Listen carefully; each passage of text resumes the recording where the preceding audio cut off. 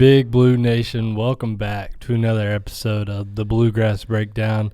I'm Kyle McClelland. Again, I'm joined by Israel Schill. And every single podcast, we started with football. Again, we have confirmation that Cutter Boley's starting. Are you excited? Yeah, for sure. I mean, who's not excited, though? You know, yeah, obviously I'm excited, dude. Because I think if you come back after this bye week and Stoops was like, you know, we've thought a lot about it. We've put a lot of effort into our decision, and Zach Calzada's coming back out against South Carolina. Whatever. I probably would have quit. You would have just I'd have just given up, I'm dude. transferring. Yeah, I'm out, bro. I got one semester. I'm going to Tennessee, baby. Okay. No, but it was an early decision, and that's always good. It was. Early in the week, didn't have to wait until like freaking Thursday when they're already down there. Yeah, exactly. Worrying about it. I expected it, but yeah, I think everyone did. I think, I mean, to your point, like everybody thinking Stoops might make a bad decision again because he's notorious for making bad decisions when it comes to those type of things. Mm-hmm. I mean, there's not much really to nitpick at. It's Cutter's first SEC start. Yep. We'll see how he'll actually fare against. It'll be a tough one on the road, night game, opponents. and an SEC opponent. It's gonna be. It's definitely gonna be tough. One thing I will say though is, like, we've touched on this already, but South Carolina's down. Their program is, you know, they're not in the same like trending bad. Yeah. But right now in this very season, they're already 1-2. Yep. They've lost their starting quarterback, who they already know is NFL talent and probably is never coming back, and all this and that. And already, I mean, you have people saying this is a give-me win for Kentucky. I kind of feel that way. Like, this is set up perfectly for them to be 3-1 and win their first SEC game since Ole Miss last year, which is a hard sentence to say out loud. But you have all these factors, and it just feels like if this game wasn't at South Carolina, their backs would really be pinned against the wall. So it makes it like a perfect matchup for everybody. Yeah, I will say, you know, a lot of the points that you're making are great, and I do think that, like, the Kentucky defense will be really good against this offensive line that's kind of not playing so great.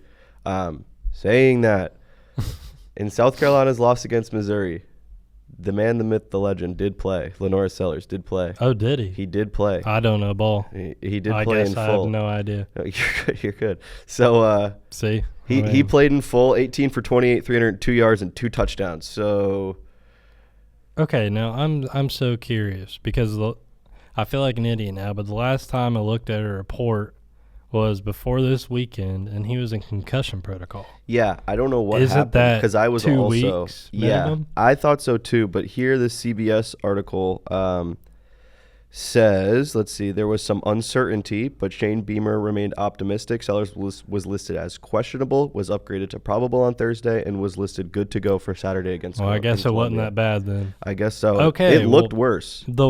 The narrative changes. Then. The narrative definitely changes because live action right here. This is a whole different ball game now. Yeah, because absolutely. Let's be honest. We saw the report from, who was it? I believe it was CBS Next or somebody said that Lenoris, several scouts chose him to be the highly I saw that. ranked quarterback in higher the than NFL draft, higher than Arch and higher than everybody else, man. And so I think he's definitely. I mean, he killed Bo Pribula in the QB battle against me. You know, Missouri got the win, but Bo was 16 for 27, a touchdown and an interception with like 170 yards. One thing, because I do know I saw highlights. I don't know why I didn't even think Lenoris played, but Missouri's running backs are absolutely insane. They're both top 10 in the SEC. Yeah. That's Kentucky's bread and butter, right? Yeah. Like, you know, is the run game. And I think Cutter's play action and passing ability actually opens it up even more than what we saw against Toledo. And, you know, both those guys still had, I believe Dante had over 100 yards. Yeah. Seth had 80 at least. Yeah, so. something like that. I mean, they're both right now adding up to be best 1-2 punch in college football as running backs right now. I mean, maybe not the best, but top 3, I'd say. I mean, they're getting up there. I don't know all the guys out there. Yeah, me neither. College I'm sure there's a lot. It's so expansive. I definitely put Missouri over them. I definitely put. I definitely put. Freaking, what's their faces? I can't even think of them. Oh, it's horrible morning, man. TCU. It's okay. I think TCU. Yeah. Good backs, but man, I don't know what to think now. I feel so stupid for not thinking Lenoris was out again. No, you're good, dude. It's good. I mean, it's definitely going to be, I think, a closer game. But saying that, I still think the Cats have a chance. You know what I mean? It's like this South Carolina team was the final to the Mizzou game? 29-20. They only dropped 20 points. I mean, it's like he had a great game. Lenore Sellers put a good game, but 300 yards, 2 touchdowns is like, I think Cutter Boley could put up those numbers. You know what I mean? Against an SEC school, you know, like he eventually. And I think like with the way that SEC football is right now, where we're seeing live this year that, you know, the top 25 ranking doesn't necessarily matter.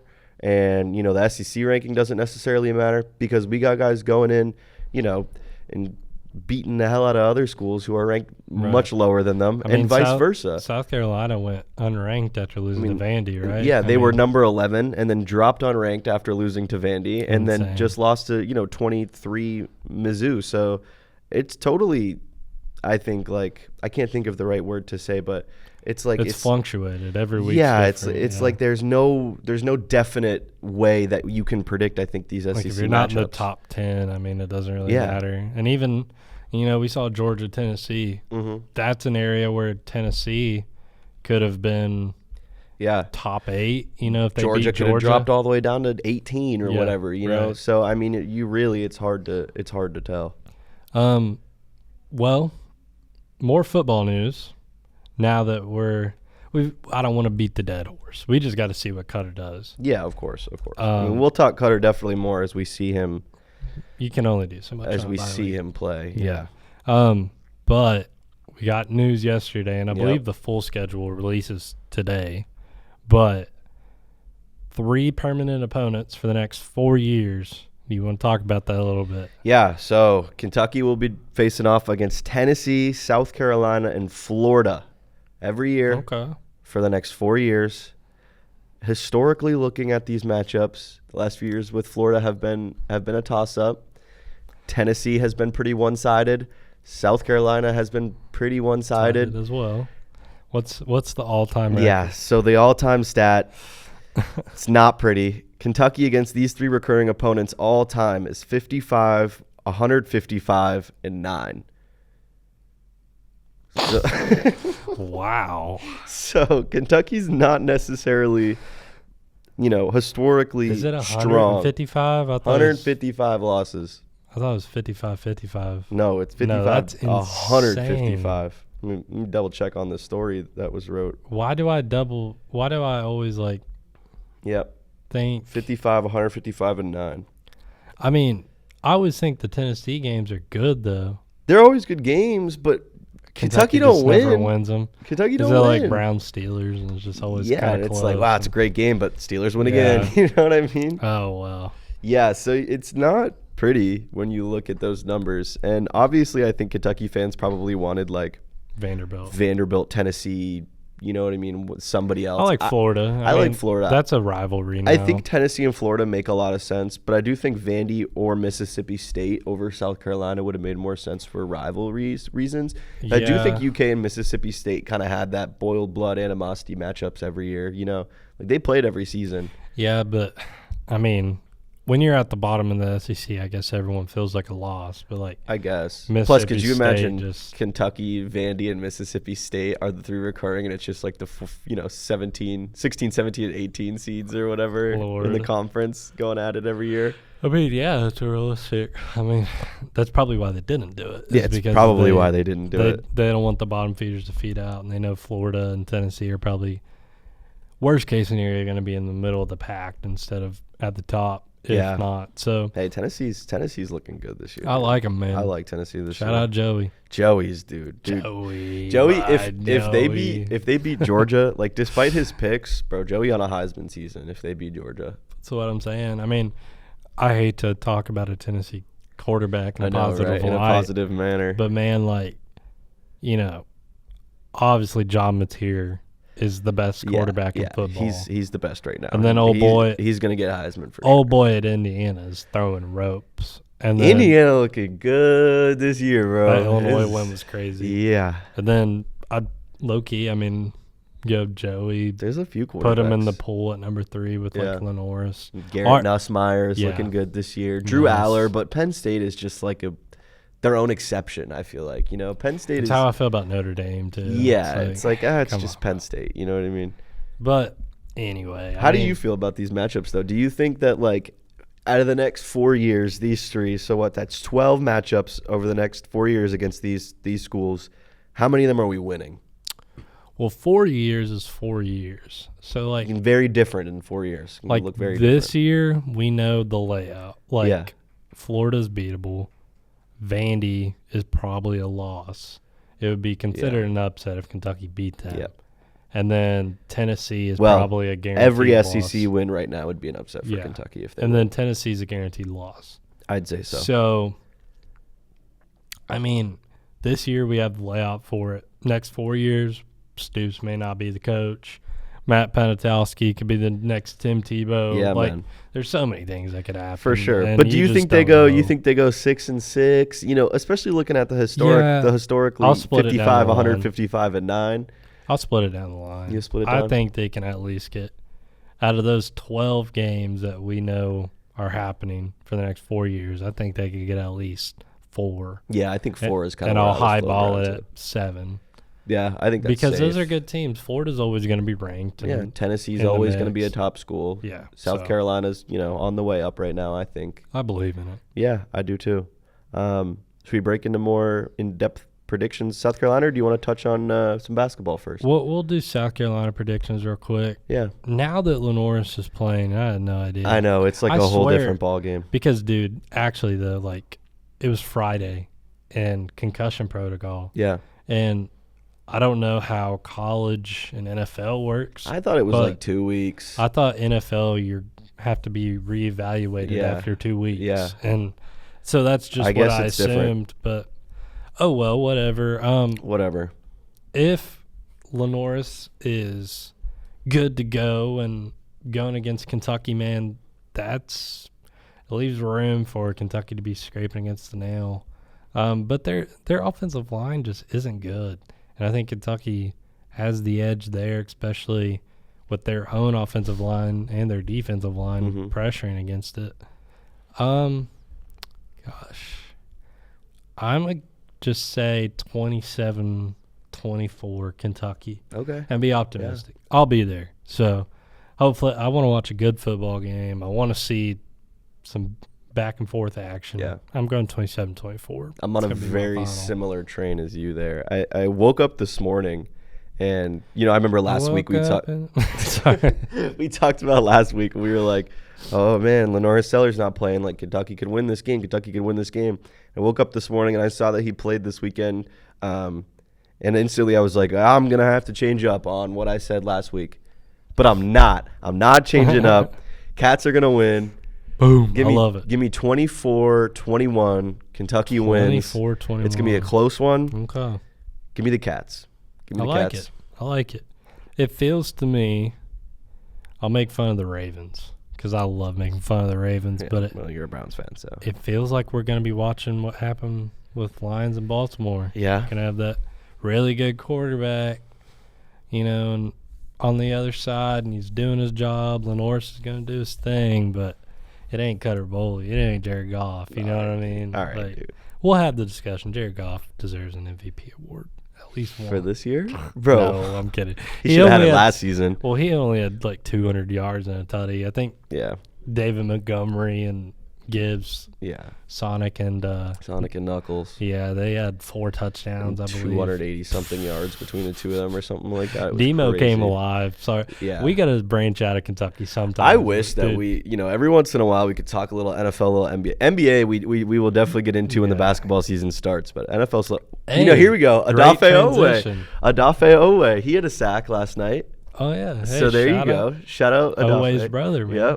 Yep. good segue. Yeah, Glad you bring up NBA good segue.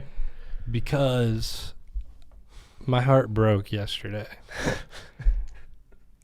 And I posted the Mario meme, looking at the phone and just Fred VanVleet tore his ACL. One of the 7 ACL tears that have happened across sports in the past week. Yeah. Najee Harris and Bosa. Yeah, I was going to say Joey Bosa. Gosh, down the line. The ACLs, man, recently have been tough. It's bad. But getting a positive out of negative, Reed Shepherd's probably going to step into that role. I didn't even think about that. It's a crazy thing to think about. Very, very realistic. As a Rockets fan, I know that we went the developmental route with Reed. Yeah. We didn't most top 3 picks would just be tossed into the lineup, 7th man, 6th man coming into the season. Well, not even that. I'm saying most guys would probably start. Yeah, that's being true, that high of a pick. Yeah, I guess. And so now you're in a world where Reed, he started in 2 or 3 games, I believe, last year, and it was in games where Jalen Green was hurt and we were playing OKC, and OKC was already up 35 points, and all this and that. So Reed has done his fair share, but it was in the G League. And so now I think a lot of Rockets fans are expecting him to be a main bench rotation piece. But now when you're starting point guards out, what do you do? Well, I'll tell you what they do, because their starting point guard is out, and now they have former Boston Celtic, Maine Celtic, and NBA G League MVP J.D. Davidson on the roster now. So J.D. Davidson will probably get a lot of those touches. Will he? No. He will, dude. The only guards on this team are J.D. Davidson and Reed Shepherd. Otherwise, what? Who are you going to give the minutes to? Kevon Harris? No. Aaron Holiday? Well, see, this is where everything has to play in, because if you just throw Reed in there, I think that's your most exceptional. What's the word I'm looking for? You don't want to do that, but that's your exception. Reed's our backup point guard. He just fills in. I like a lineup with Amen Thompson at point, because that's what the Rockets did, coming into his transition. He started at point guard a lot. It's also, I guess, makes sense is, you take away the forward position because you have Kevin Durant. Right. Because you have Amen, you have Jabari and KD, and Jabari's got to play some form of a big man, and you probably want him in the starting lineup too. So that way, down the line, I'm forgetting who we would probably plug in at shooting guard now that Jalen Green's gone, but that leaves the area for men to start at point, and then you go KD, Jabari, Shingun. Fun fact, there are no shooting guards listed on the roster. I didn't roster. think so, yeah. So it's just a bunch of guards. I think Amen Thompson was probably that fill-in, thinking Fred at point. So, yeah, it's interesting. Yeah. I'm going to write about it later, but I don't know if a Reed plug-and-play really fits, but there is a world where another Wildcat is going to be starting for an NBA team. And we're about a month out now, I think it is. I think yesterday was exactly a month from opening tip. Joining an elite list. Fired up, dude. I love basketball. Really? I'm like it? I'm so ready for basketball. I'm ready for college basketball. All basketball, man. I'm just a hoops guy. Just college. I'm just a hoops guy. Speaking of hoops guys, also real quick, we can touch on Bruce Pearl. I got to fix my hair. Fix your hair, man. Fix your hair. Bruce Pearl retired from college basketball. Kind of surprising. Yeah. Auburn at a good point for Auburn basketball too. At a high point. Well, I was shocked when the retirement was announced. I understand his role in politics now, and he's going down a different path. But what hurt me is that the players had no idea, and he was coaching practice like he was still going to be the coach this year. Yeah. That's what sucks. That's dirty. I think it's bad for your recruits. It's bad for the guys that you were like, hey, come to Auburn. I'm going to be here for you. I'm your guy. You're my guy. I'm your guy. Because I saw, it was yesterday, a couple hours after, and there's an article and I believe some other stories saying, the team and the rest of the staff had just been notified. Dude, that sucks. Can you imagine if Mark Pope was going to take over for Andy Bashir and No. No, I cannot. But no, anyways, I'm just kidding. That would be crazy. No. Could you imagine if like someone just ups and leaves like that, and you, especially when you have a guy, I guess, considering retirement. I saw something about that. Like, won't play basketball anymore. Who? I don't know. It was one of their big guys. You see, the Janai Broom's leaving already and been in the NBA and all that. Janai Broom, like 27. But yeah, it's years like old. You have a National Player of the Year type of guy, and you're having your bounce back season, and it's like, oh, now the coach is gone, now the son's stepping in, and it's like you can't really take Auburn serious anymore. No, I agree. You don't have that Hall of Fame leverage anywhere. Bruce Pearl, a great coach. I think it's kind of similar to like if Cal left when he did and none of the players left. You know what I mean? It's like when Cal left, he took everybody with him. He took all of the recruits, basically all of the players, all of the coaches. He took everybody with him. But with this Bruce Pearl transition, it's kind of interesting because his son's taking over. So it's like, all right, well, we're going to keep a lot of the coaches here. We're going to try and keep all the players, and we're going to pretend like everything's the exact same, but now it's Steve instead of Bruce. It's like, all right, well, that's kind of weird. Yeah, I saw this, and I do realize Chad Baker-Mazara and all this going on, but I saw this post because he put something on his story saying, oh, now you understand. And a lot of Auburn fans, although he's gone, took it as like a personal feelings thing. And he kind of maybe knew that Pearl wasn't going to be the coach. And so a lot of people were kind of being like, oh, okay, like, I don't know. This could have been a long time in the coming, or a long time coming, a long time in the making, but, I mean, he's at USC now. Yeah. So it's like, I think a lot of people are taking that as cryptic because if Chad would have known. Bless you. Oh, my gosh. Today sucks, man. It's okay. I mean, we're going through it. Anyway, if Chad probably knew that Bruce was going to leave. Yeah, he wasn't going to stay. He wasn't going to stay. And if he would have stayed, he probably would have been, like I think I was referencing, he probably wouldn't have played college basketball again this year. No, probably not. But a lot of people are saying he got the tip off, and that's why he ended up playing his 30th season in college basketball. It feels like it, dude. So that's something to think about. Yeah. If maybe he knew something was up. I mean, but it's interesting. It's definitely one that we'll probably hear unfold more over the next few weeks. Because why would you post, oh, now you understand? Yeah. I think people are going to deep dive into this, and we'll find out. It's a little cryptic. I'd say I don't know. But Rondo and Tayshaun Prince visited Shout the out Kentucky to basketball. them. Shout out to the legends. I love seeing, because Mark Pope has no connection to these guys. No, these are just dudes that also played at Kentucky. And that is it.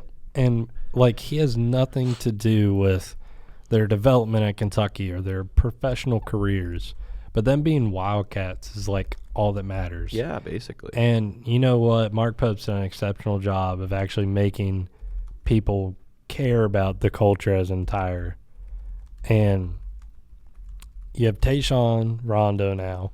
Cat came back during his Hall of Fame induction and all that and attended a practice. Mm-hmm. We saw Andrew Carr come back and attend a practice. And obviously Coach Pope coached him last year. But yeah. Is it not cool to have a culture like that where I think it's awesome. Guys are buying in and actually care about the team and stuff like that? Just think about it like this, right? If you're a player on the team and you know, you're working hard, you're getting fired up, you're ready for the season to start, and coach brings in Rondo. Like Kentucky legend, multiple time NBA champion, all-star, like Rondo, and is like, all right, man, like here's a guy who knows what it takes to win. Here's a guy who knows what it takes to win at Kentucky in the NBA. He knows the whole process. He knows how to get to the next level.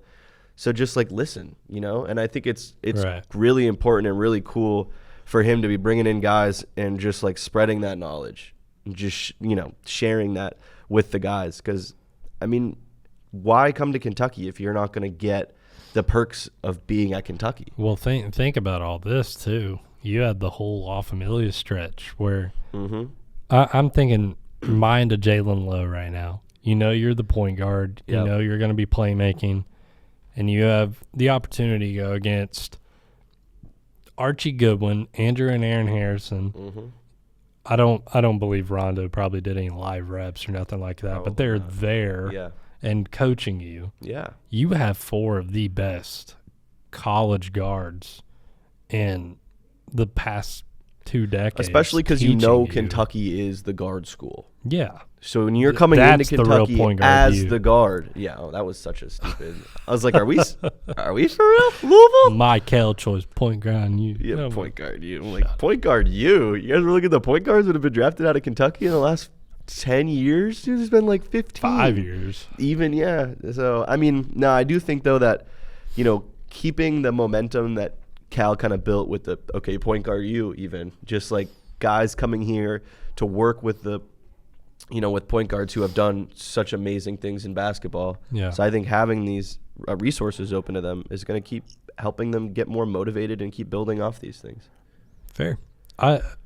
Last point on basketball, I mean, we got all the pictures. We got to touch on the important stuff. We got all the guys. In a Kentucky jersey, looking fly. Yep. I really enjoyed thinking. I like this pick. I'll flash this one too. Sorry to interrupt. I really like this pick of Malachi. Yeah, that's what I was about to say. This one's great. All the Kentucky boys. Yeah. And seeing like how it's poetry in motion. It's like growing up and wanting to be a Wildcat, and guess what? Now you're a Wildcat. You have Hawthorne by the statue. You have Jasper in the locker room as well. So it's like it's almost like around the word cute. Like it's just it is. It's wholesome. Wholesome, is a good way to put it. It's just like 18 years you've been wanting to be a Wildcat, and now you're a little more than a month away from stepping on the court as one. With a hell of a basketball team, too. With a national championship basketball team. With a great squad. Not to mention, you have Trent and, gosh, what am I saying? Who's the other? Zach. Zach, yeah. Yeah, Zach Tao and Trent, obviously Kentucky boys, too. It's like, that's your core right there. Yeah. That's why the fans are going to buy the tickets. For sure. And then you also, like you said, I mean, you have two lottery picks potentially in the NBA draft. You have Jalen Lowe and Ortega. You have Denzel Aberdeen, who just won a natty. So it's like all these things are lining up. And a frat president. Like, and a frat president, bro. Like what? Dude, it does not get better than that, man. Does not get better than that. Oh, and Reese Potter as well. We didn't even mention Reese. Yeah. Quit with the Reese talk, man. I saw someone. That's crazy. Well, someone was like, he ain't even going to play. Like, why are we talking about him? But, bro, be nice. Anybody on the Kentucky team, he's good, dude. Is good at bat. Like, I don't think people realize. Like, if you are playing for Kentucky, it doesn't matter if you touch the court or not. You are smoking anybody in a 1v1. You are smoking anybody in a 1v1. Someone tried to tell me Zach Tao wasn't good, and then he walked on to Kentucky basketball. Yeah, he's good, bro. Like, I don't get it. They were like, I saw him play at the JC. He's not even that good. Yeah, dude. You probably saw the hungover beta frat president hooping at the JC with a bunch of his boys. I'm sure he wasn't spectacular. Like, what? Yeah. But I'm sure when he went into that open practice, he was locked in, dude. I mean, why would Mark Pope ain't going to take him if he... Mark Pope ain't going to take some sorry-ass What was the kid. story? Didn't he take Ortega off the dribble? And yeah, I don't know the whole story, but that's like, crazy. That's crazy. Can you imagine? I don't know, man. But yeah, that's awesome. Cool world. I'm excited for the Kentucky boys more than anything. For sure. Big Blue Madness is like next in 2 weeks, couple 3 weeks. Let's see, 1, 2. Yeah, 3 weeks. 4, 3 weeks. Yeah. I'm hyped, dude. I mean, I can't. Yeah. Big Blue Madness is electric, dude. Because obviously, like the Cutter Boley talk is so fun, and we love football. We love football. But Kentucky's a basketball school, and this is our first year as journalists going to be covering games and being on a basketball beat. Like, you know how fun it's going to be, dude. And just like sometimes the atmosphere is going to take away everything. Yeah. I'm so excited to like go to Louisville. They can see. Just be in the yum, like, I mean, second, Pat third Kelsey, game of the season. Pat Kelsey and Mark Pope might fight at midcourt. I heard pregame. Bro, this whole thing that people like, were blowing that out of proportion so hard. Like, Pat Kelsey and Mark Pope did a UFC fight in Taylor Kitty's apartment complex at midnight. It was like, no, dude, they just, like, bickered at each other a little bit. What I gathered is that Louisville got there first. Yeah. And we all saw the picture of them all together. Yeah. And it was kind of goofy. It was so goofy. But then I'm assuming from what I read that Mark Pope was very late, like an hour late. And then Pat Kelsey was probably jawing at him, or the Louisville staff, not Pat Kelsey, was probably like, well, Pat Kelsey's a feisty little guy. He's a little angry. He's a little feisty.